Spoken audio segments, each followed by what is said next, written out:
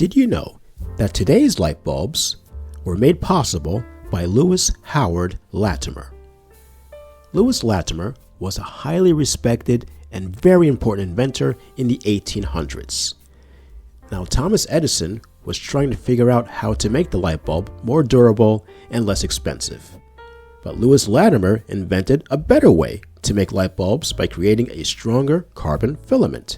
And thanks to him, light bulbs didn't just flicker out, they lasted longer and were affordable for everyone.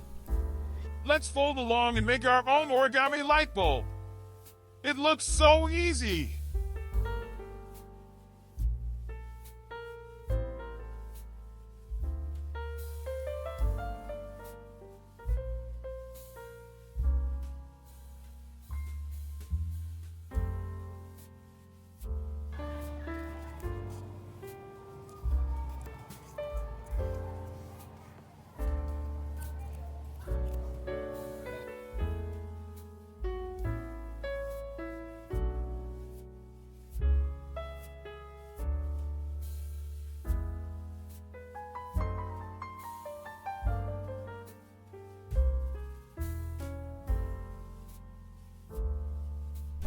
Nice work.